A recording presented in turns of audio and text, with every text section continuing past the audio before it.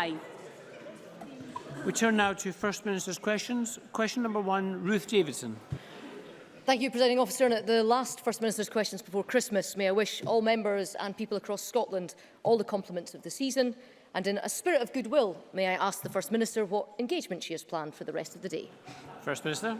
Presiding Officer, may I also wish you, the Chamber and everybody across the country a very, very happy Christmas and a good new year. Reciprocating that spirit of goodwill, I can advise the Chamber that later today I will have engagements to take forward the Government's programme for Scotland, plus probably a spot of Christmas shopping. Ruth Davidson. Thank you. Presiding Officer, in the last 90 minutes, the Auditor-General has reported back on the Scottish Police Authority. For the third year running, she has cited weak management and financial leadership. She describes it as unacceptable. How does the First Minister put it? First Minister. I actually agree with the conclusion that the Auditor-General has reached in the report published this morning. She says the Scottish Police Authority and Police Scotland have taken steps to improve financial leadership and governance and arrangements, but these arrangements have not yet had a chance to have an impact. So Police Scotland and the Scottish Police Authority are working to improve their financial management, and I think that's something the Chamber should support. For the part of the Scottish Government, we of course are working with the Police Authority and with Police Scotland to ensure the financial sustainability of policing in the years ahead. That's why in the draft budget we have put forward a real terms increase in protection for the resource budget of the Scottish Police Authority and an increase in the capital budget, continuing also the reform budget, which is all intended to put the police on a good financial footing so that they can continue the excellent work that they do. Ruth Davidson. I note the First Minister's reply and we'll get to the budget in a second, but let's just spell out the report itself. Last year, the Auditor-General said that there was a potential funding gap of £84 million by 2018-19. This year, we learned that the cumulative funding gap that our police service may face over the course of this Parliament is now running at £190 million. Poor leadership is responsible, says Audit Scotland. It says that there are inaccurate financial records and that the Scottish Police Authority is failing to provide information about what money is actually being spent on. And the Her Majesty's Inspectorate of Constabulary report, also out this morning, says that urgent work is still needed to improve the way public funds are being spent. So does the First Minister really have confidence that this is a system that is working or indeed improving? First Minister.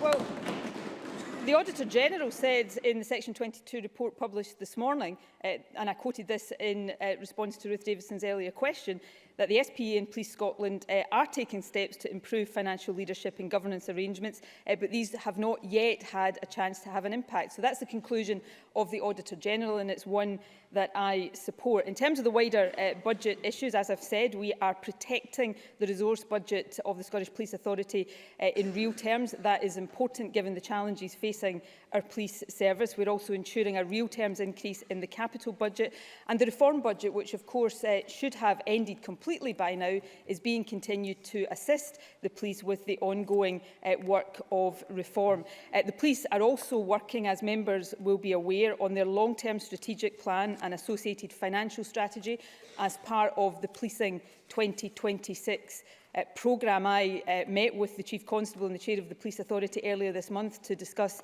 their progress with that work. So we'll continue to work with and support the police as they face up to the challenges ahead. But can I say this one final thing, Presiding Officer? There would right now be an additional £25 million a year available to the police. If the Conservatives don't like to hear this, there would be £25 million a year extra available to invest in our police if the United Kingdom Government did not insist on making Police Scotland the only police authority in the entirety of the UK to have to pay VAT. So will Ruth Davidson get behind our calls to stop that? Ruth Davidson. The charges from the Auditor-General are weak financial leadership, inaccurate records and poor financial management. Running to Westminster bad is not exactly going to cut it, First Minister. But, do you know, there's something terribly familiar about all the responses we've had so far today. All we've got is, it's terribly regrettable, it's all in the past, we're going to do better. But let me read out the reaction from the Scottish Government to last year's report from the Auditor-General saying exactly the same thing, which was the commitments given in this week's draft budget will put the police budget on a sustainable footing for future years. A year on, and Police Scotland is now staring down the barrel of a £190 million budget deficit. We've heard it all before. But there are an issue I want to come on specifically from the two reports today, and that is transparency. The Auditor-General says that there is very limited publicly available detail provided to the Police Authority Board on how it spends its money. And let me just read verbatim from the report. The Scottish Police Authority allocated £972.9 million to Police Scotland for 2016-17. There was very little publicly available detail provided to the SPA board in its papers about what this allocation was to deliver. In other words, nearly £1 billion of funds handed to Police Scotland without us knowing what it was for. Does the First Minister find this as extraordinary as I do? First Minister. Policing. So the £1 billion that we invest in our police provide the police officers the length and breadth of this country that keep this country safe. If Ruth Davidson doesn't know what the police budget is for, then I suspect she does a bit more homework in future before she comes to this chamber. But let me return to, and of course there are 1,000 more police officers across this country as a result of the investment and commitment of this government. But let me return to the Audit Scotland report. And when I quoted it earlier on, I was doing exactly that, quoting the Auditor-General. And I'll do it again. It's the conclusion of the report published this morning. The SPA and Police Scotland have begun to take steps to improve both financial leadership and management and government arrangements, but these haven't yet had a chance to have an impact. That's not my view, that is the view of the Auditor-General. Now, I would expect the SPA and Police Scotland to act on all of the recommendations made by Audit Scotland and by Her Majesty's Inspector of Constabulary. But I noticed the one point Ruth Davidson did not address in her question there was the VAT position, because this is material. You know, the UK government tells us that because the police service in Scotland is funded by central government, then it's got to pay VAT. But when the UK government decided to set up academy schools in England and fund them from central government, do we know what it did? It then amended the VAT Act in order to exempt academy schools from VAT. So there is £25 million. £25 million a year right now that should be going to our police service that is currently going to the Treasury. And Ruth Davidson will not have any credibility standing here talking about police until she backs us in telling her Tory colleagues in Westminster to do the right thing and stop taking money out of the pockets of our police service. Ruth Davidson.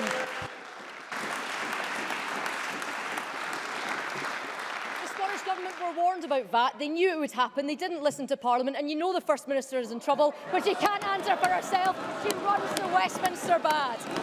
But twice today, the First Minister has stood up and talked about the increasing police budget. So let's have a look at that, because I want to challenge her on that. The Scottish Government is claiming that the policing budget is going up by £7 million in real terms. But like everything else in last week's budget, it's not quite what it seems. The reform budget, which was at £55 million last year, was reduced to £36 million for this year. Now, we asked the Scottish Police Federation about this, and they say that despite its name and what the First Minister tries to claim, this budget is crucial in terms of service delivery. So, in fact, far from increasing the amount of money the single force has by £7 million, it appears the SNP is actually cutting it by almost £12 million. So can I just ask, on top of cuts to councils and double counting, isn't this just another stealth cut that is emerging from Derek Mackay's slightly unravelling budget? The resource budget of the Scottish Police Authority is not increasing by £7 million, as Ruth Davidson says. It's increasing by £19 million, real terms protection for the resource budget. The capital budget is going up by just under £4 million, also a real terms increase. That is the reality. Now, Ruth Davidson talks about the reform budget. The reform budget should have been completely ended, I think, 2 financial years ago. Instead of that, we have continued the support through the reform budget to assist the police in making the reforms that they need. But let's come back to the nub of this issue. We've got Ruth Davidson standing up here again, as she does week after week after week, asking for more money for the police, for the health service, for education. Where is that money coming from? Because the only criticism last week that Ruth Davidson wanted to make about our budget is that we weren't given big enough tax cuts to the richest earners in Scotland. So here is the incoherence and the inconsistency at the heart of the Tory proposition. Tax cuts for the rich, but standing up here asking for more money for every single public service. But of course, Presiding Officer, there is a potential source of additional money for our police service, as we know. And what Ruth Davidson has just stood up and conceded is that the UK Government's refusal to exempt our police service from VAT is nothing more than political spite. They can do it. They can do it for academy schools in England, but they will not do it for police services across Scotland. That is absolutely despicable, and the Tories should be ashamed of themselves.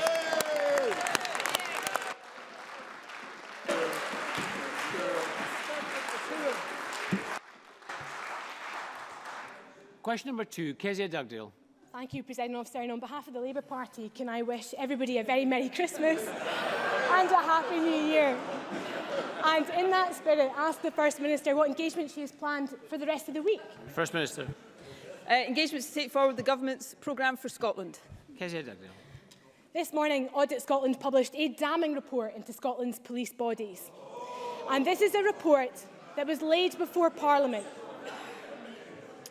The decision to publish this report little more than 2 hours before we break for the Christmas holidays was the Scottish Government. Can I ask the First Minister, what was she trying to hide? First Minister. The report requires to be laid before Parliament by the 31st of December each year. The accounts were only approved by the SPA board last Thursday afternoon. So we have published the report to give Parliament due chance to consider it. And I think the evidence that Parliament is able to properly consider and scrutinise it is right before us today, given that the opposition leaders are asking questions about it. Kezia Dugdale. This is the First Minister who, time and time again in this chamber, promises us openness and transparency. She tells us that she respects Parliament, and this is how she treats it. This is a serious report about the state of our police. Absolutely.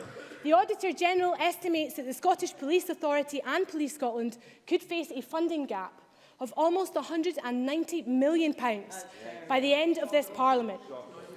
And this will cause considerable alarm in communities across Scotland. And rather than having a force that is committed to keeping our communities safe, we have one that is desperately trying to balance the books. When will the First Minister realise that our public services are in crisis? First Minister.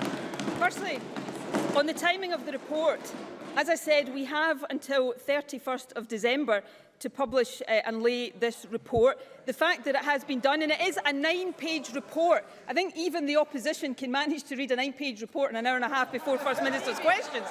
The fact that it has been published this morning gives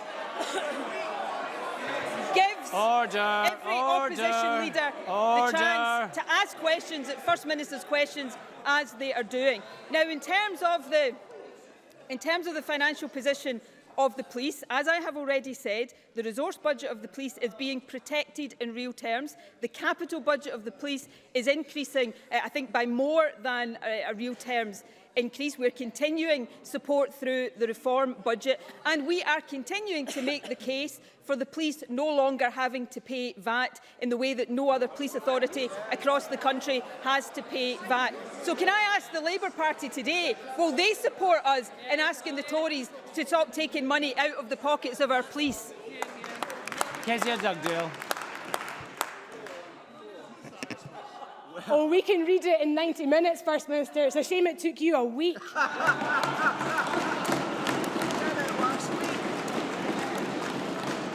And if the First Minister had any confidence in this report, she wouldn't have published it 2 hours before the Christmas recess. And as the year draws to a close, it's a good time to look back at the SNP's record. The NHS and the police in crisis. School standards are slipping and the budget is unravelling in slow motion. SNP MSPs should be embarrassed by this budget, not queuing up to get copies of it signed. There's a shortfall of £200 million in the police service, and this is a service she says she is protecting. God help our schools and hospitals. The truth is the SNP is cutting £327 million from local services. When will the First Minister use the powers of this Parliament and do the right thing? Stop the cuts. First Minister. Well, if Labour... In the unlikely event that Labour had won the election, the NHS budget would be going up by inflation. Under this government, it will go up by £500 million more than inflation. And in terms of funding for local services in terms of the draft budget will increase by £240 million.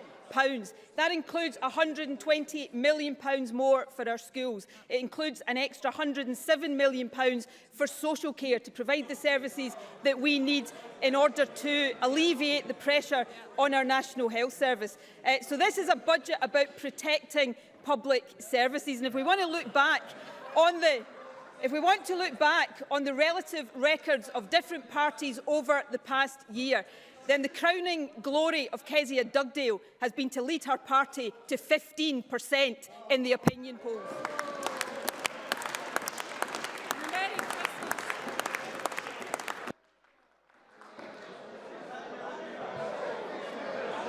I know we're nearing the end of the session, but can members please just listen to each other? A couple of supplementaries. The first from Bob Doris. Thank you, Presiding Officer. First Minister, I recently met with a group of single parents from Maryhill who have raised serious concerns with me over the planned closure of the local job centre by the UK Department of Work and Pensions, plans currently out to consultation. Concerns include the distance, cost and time taken to travel to Alternative Job Centre in Springburn, a poor employability service, potential additional sanctions and the impact on schooling and childcare, to name but a few. Can I ask the First Minister to make representations to the UK Government over any concerns it may share over how vulnerable groups may be impacted by the proposed closures, and whether she agrees with me that it would be best for the current DWP proposals to close 8 job centres across Glasgow were abandoned by Job Centre Plus, and a fundamental rethink over how best to support vulnerable groups within the city? First Minister. Well, Bob Doris raises very real concerns. They are concerns I share, not least because these changes, if they were to go ahead, would affect my own constituents in the south side of Glasgow as well. Now, I know Jamie Hepburn, the Minister for Employability and Training, has already raised concerns over the impact of these changes on vulnerable groups in Glasgow, and in particular how these changes could reduce access to services and result in additional costs for those who have to travel further to access them. He's also seeking urgent clarification on the future of Job Centre Plus facilities across the rest of the country, not just Glasgow. I understand that DWP has extended its consultation plans until the 31st of January, and I've asked Jamie Hepburn to again ensure that the views of the Scottish Government are expressed clearly and directly to DWP ministers by that date. David Stewart. Thank you, Presiding Officer. The epicentre of Storm Barbara will be in the Highlands and Islands, where winds of up to 90 miles an hour will destroy property, cut power lines and dislocate road, rail, ferry and air services. Is the First Minister confident that the transport system is prepared for and resilient enough to cope with the forthcoming severe weather? First Minister.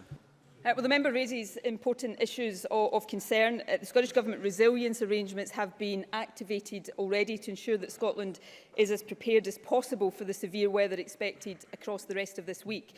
The relevant authorities have activated their plans to deal with any potential impacts, and extra staffing and on-call arrangements are in place over the festive period. Yesterday, the Minister for Transport and the Islands chaired a meeting with key partners to discuss the Scottish Government resilience arrangements and will continue to chair the daily adverse weather meetings going forward. Public safety, of course, remains our absolute top priority. I would urge people to listen to the latest advice on local radio and digital channels, and obviously to check before they travel. And Alexander Burnett. Thank you, Presiding Officer. And still on storms, as we approach the anniversary of Storm Frank, an estimated 70 families have still not returned to their homes, and Aberdeenshire Council has spent over 11 million on a clean-up bill. Presiding Officer, the residents of Ballater and Kemney are feeling forgotten, flood repairs inadequate or non-existent, and are rightly concerned they are still at risk this winter. So can the First Minister reassure them that the Scottish Government is doing all it can to protect them and their families from future floods? First Minister. Yes, I can, and it's an important issue. I know, and I saw much of this with my own eyes this time last year, the damage that flooding did to many individuals and indeed many businesses across both the northern parts of the country and the southern parts of the country as well. I can assure the member that those affected and those who are still out of their homes as a result of the damage that was done last year have not been forgotten. The Scottish Government has been with our partners in local authorities and will continue to do everything we possibly can, both to ensure that the damage for those affected is dealt with and they get back into their homes as quickly as possible, but also through our flood risk management planning. We reduce, because we can never eliminate, but we reduce the risk of it happening in the future. Question number 3, Willie Rennie. To ask the First Minister what issues will be discussed at the next meeting of the Cabinet. First Minister. Of importance to the people of Scotland. Willie Rennie. Apex Scotland has 30 years' experience working in prisons. Its Chief Executive says that a majority of young offenders have a mental health condition. Yet he also says access to mental health services is poor or non-existent. The latest figures show that attempted suicides at Parliament Young Offenders Institute went up 6-fold in just 1 year. Apex Scotland say mental health services for young offenders are being left far behind, just like the rest of the country. Can the First Minister give me a guarantee that mental health services for young offenders will change?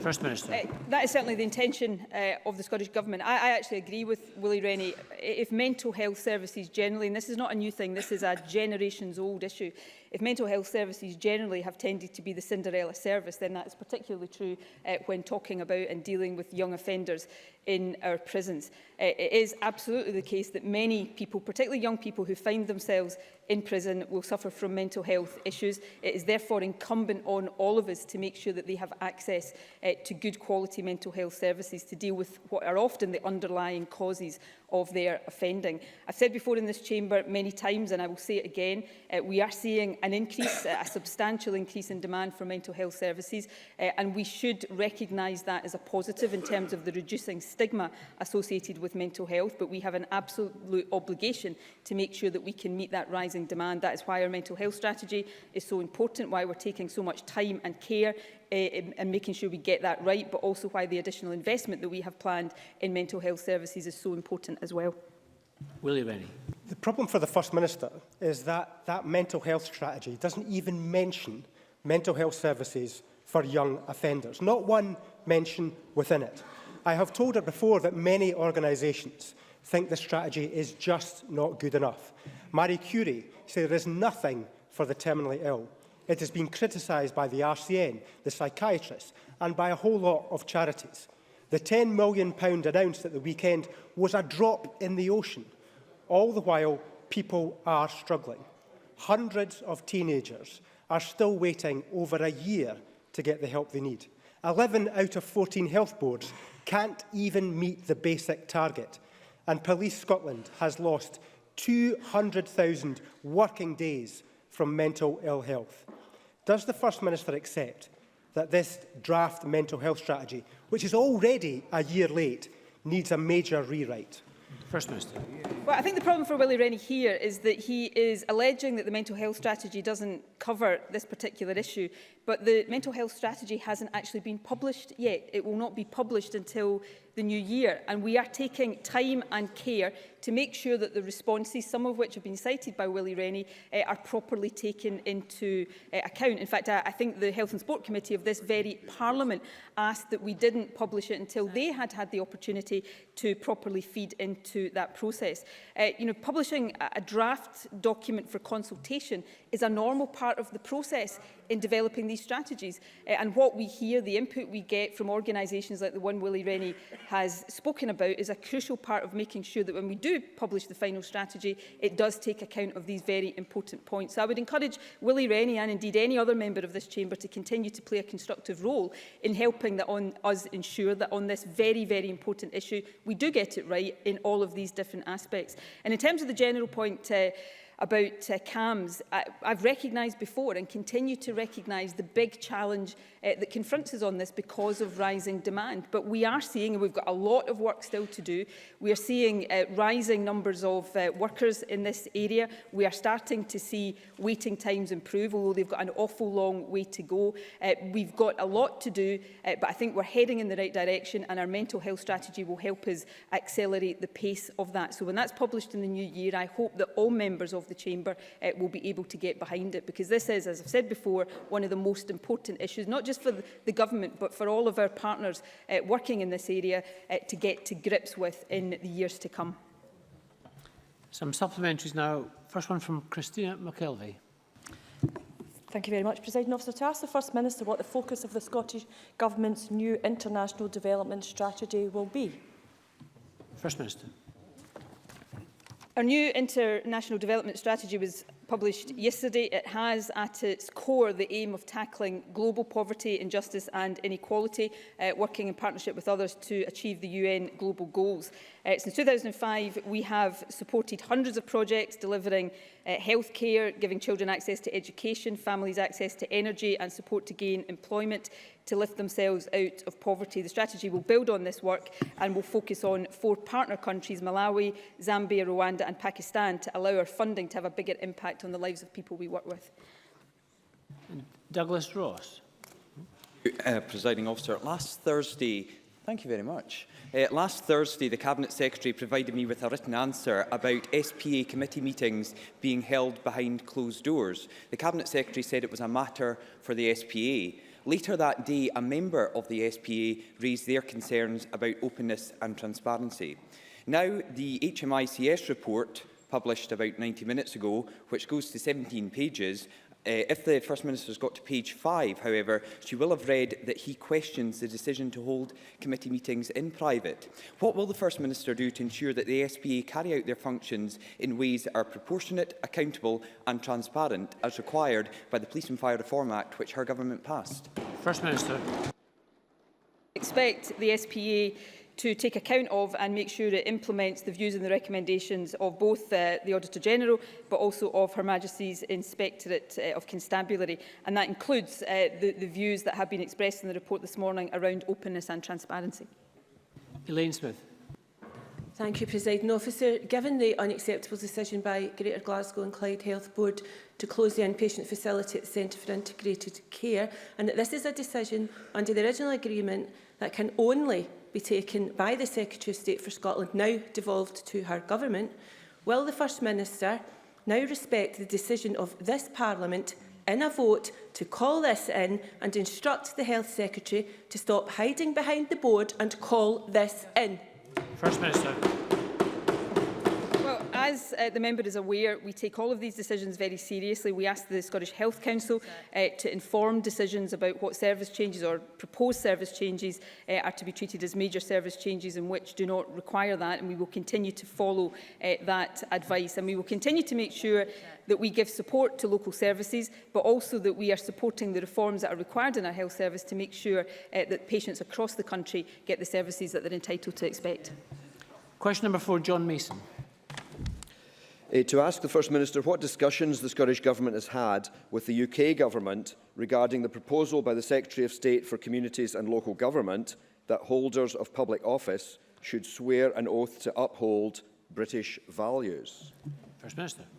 Well, the Scottish Government has had no communication from the UK Government in relation to the Secretary of State's premature, in my view, response to the Casey report on social cohesion. We respect the work published by Dame Louise Casey into integration and opportunity, and the Scottish Government will certainly consider her suggestions carefully in terms of their relevance to Scotland. John Mason. I thank the First Minister for that answer. I wonder if the First Minister is actually any clearer than I am as to what British values actually are, and if everyone in Scotland should be expected to have them, because certainly I, for one, do not feel particularly British. First Minister. Well,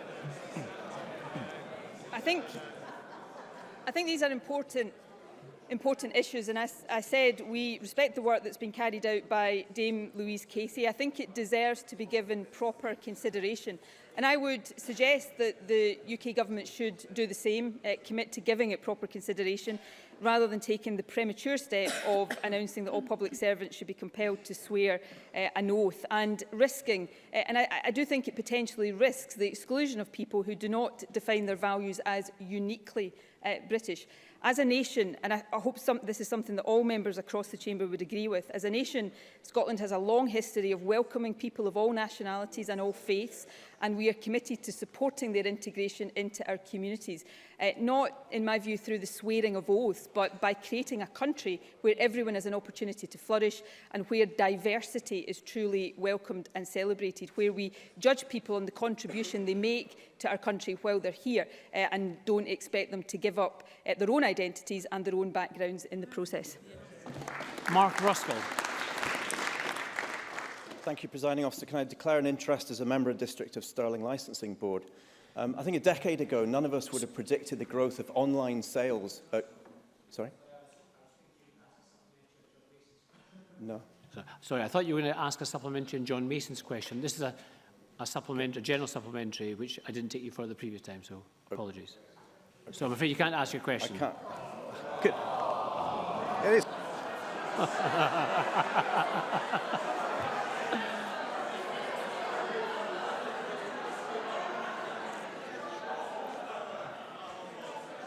Mr Ruskell will be happy with a very sympathetic response from the Chamber. Question number 5, Liz Smith. To ask the First Minister what the Scottish Government's response is to the call by the Association of Head Teachers and Deputies in Scotland for the extension of powers to head teachers. First Minister.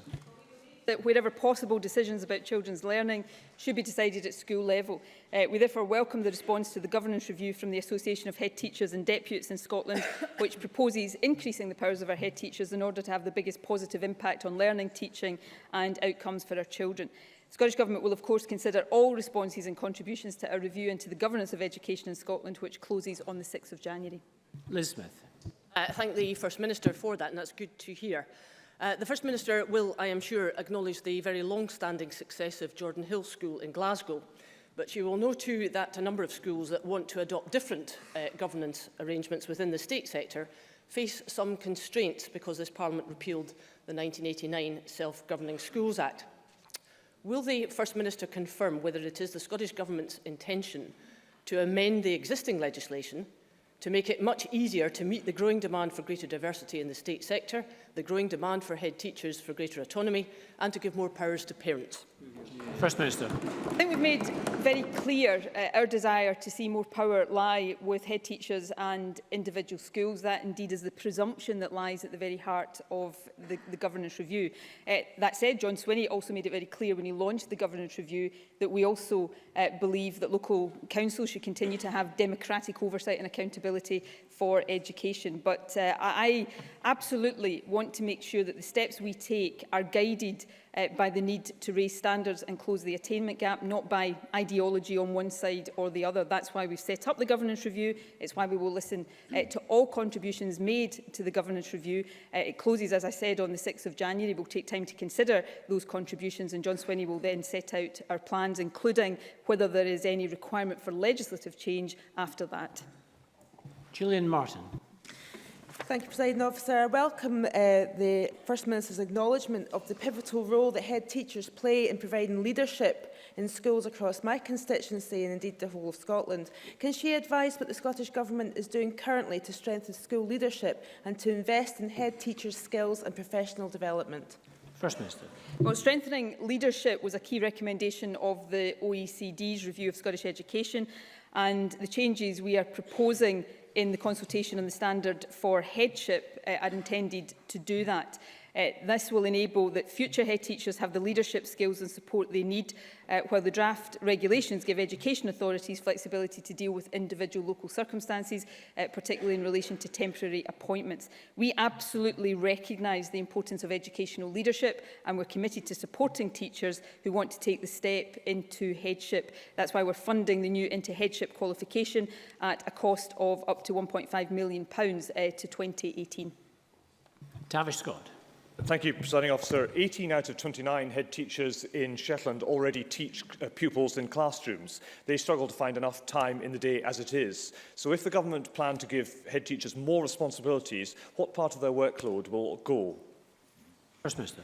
I think there is a strong desire on the part of head teachers to have the greater responsibility that we are talking about. But I absolutely recognise, and I don't think John Swinney could have been any clearer since he took up the post of Education Secretary, about the need to make sure we address issues of excessive workload on the part of teachers. That's why steps have been taken to reduce unnecessary workload and bureaucracy. I also would acknowledge very much that in rural and island areas in particular, that may be a particular challenge that we've got to address, and I'm sure John Swinney would be happy to discuss that directly with Tavish Scott. So all of these issues are ones that we will take into account, but our absolute determination, as I've said many times over the course of this year, and will continue to do so as we go into next year, our determination is to raise standards in our schools and to close the attainment gap. And I believe one of, not the only way, but one of the ways of doing that is to support leadership in our schools and then give the leaders in our schools the ability, the powers and the freedoms to get on with the jobs that they do best.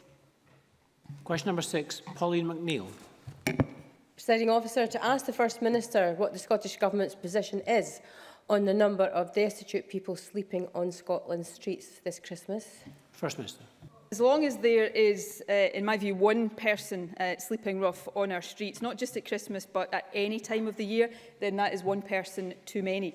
The number of homeless people reporting that they had slept rough before applying for housing support has decreased every year for the past 5 years in Scotland. However, we do know that only those who approach local authorities are recorded. That's why we're working with stakeholders to gather more robust data on the figures of those rough sleeping and to assess their often very complex needs, so that we can continue to take action that will support people to move off the streets and into a home of their own. Pauline McNeill. Thank the First Minister for that answer. It is a sad fact that there will be many people sleeping rough this Christmas across our streets, a visible scourge on our society. And the figures I have showed that last year there's a dramatic increase on rough sleeping.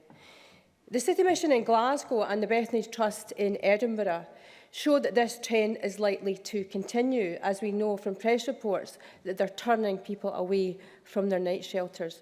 There seems to be a severe shortage for women of emergency accommodation for some reason. Now, as the First Minister, she look at 2 areas of government policy in this regard. Would she consider initiating a national coordination to ensure that there is provision for women in emergency night shelters, at least until we can eradicate rough sleeping and homelessness? And secondly, would she also look at a model which is adopted in Nordic countries and also used in Glasgow of Housing First, which is simply a model which provides quickly accommodation, permanent homes, but importantly, it wraps the services around the person's particular problems, which may be the problems that have led them to homelessness in the first place. And I think that's certainly a policy worth looking at. First Minister. Can I thank Pauline McNeill for raising this issue and also for the constructive suggestions she's made. I will absolutely consider both of the points that she has made. I think the point she makes, particularly around access to night shelters for women, is an important one. On the second point about the Housing First model, that is something that we are very open to looking into, although some of our local authorities will already use a model that is not dissimilar in some respects to the housing options work that they do. The new moderator of the Church of Scotland, after he took office, actually specifically asked that we looked at this particular model, and I gave him a commitment that we would do so. What is absolutely true, and I think Polly McNeill's question goes to the heart of this, is that people who find themselves rough sleeping will very often be people whose needs are not just accommodation needs. They have accommodation needs, but they will have very complex, multifaceted needs as well. So we have to look at tackling the problem in that holistic way. I also think it's important, I made this point in my first answer, the official statistics would say that rough sleeping has been reducing, but we do know that the official statistics will not necessarily tell the whole story, which is why we're working with partners to try to get more robust data. So I'm happy to give a commitment to look into both of the points raised by Polly McNeill. As I said, on the latter one, we have already been doing that, and to report back to her in the new year. Question number 7, Edward Mountain. To ask the First Minister what action the Scottish Government is taking to support the Christmas tree industry. First Minister.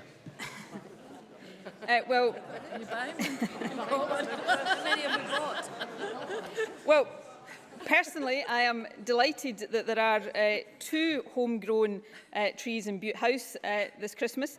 And I would encourage people, if they haven't already bought their Christmas tree for this Christmas, to consider buying a Scottish-grown tree. And if they have already bought their tree, to consider that for next Christmas.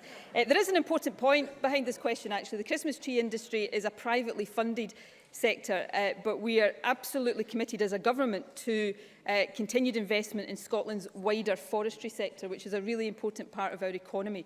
The draft budget protects funding for forestry and increases the money available for forestry grants in the next financial year to £40 million. Edward Mountain. I thank the First Minister for her answer, and I'm delighted that she has bought 2 Christmas trees, and I hope they are indeed Scottish trees, because over 55% of the UK Christmas trees are produced in Scotland, many on the Black Isle, an area which I represent. But we still import over 2 million Christmas trees into the UK every year, so there is more to do. But as the First Minister pointed out, it's not just Christmas trees that are important to Scotland. Commercial forestry is as well, especially if we're to meet Scotland's timber needs and the government's environmental targets. The SNP have missed its planting targets for the last 3 years.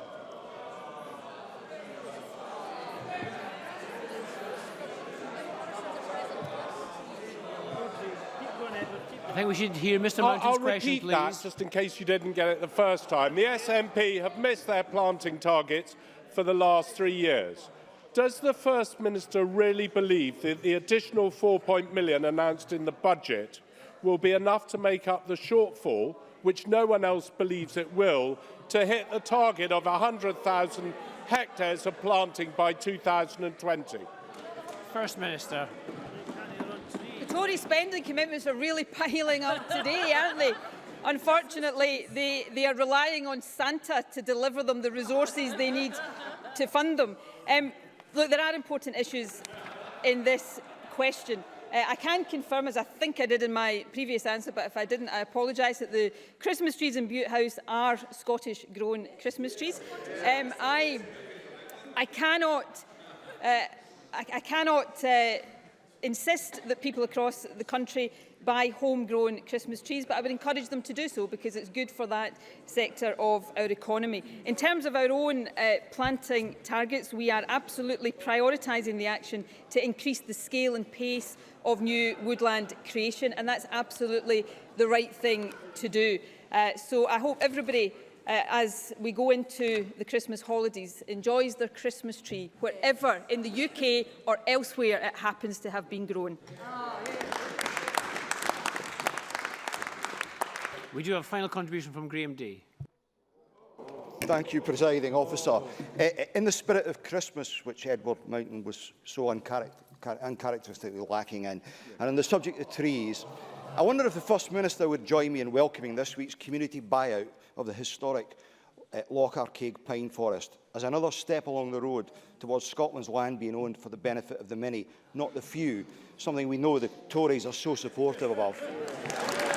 First Minister.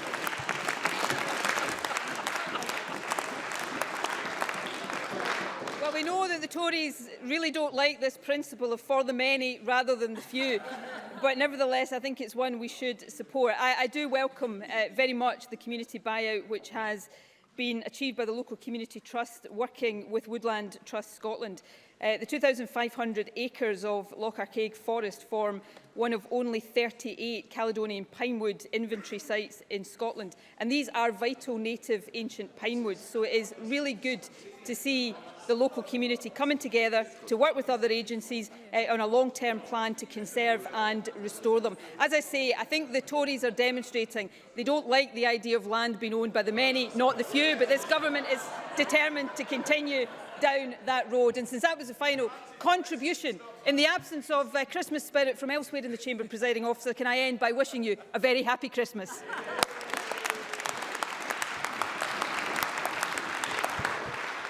Thank you. That ends First Minister's questions, and Parliament will resume in the new year, so may I take this opportunity to wish you all a peaceful and Merry Christmas. This session is closed.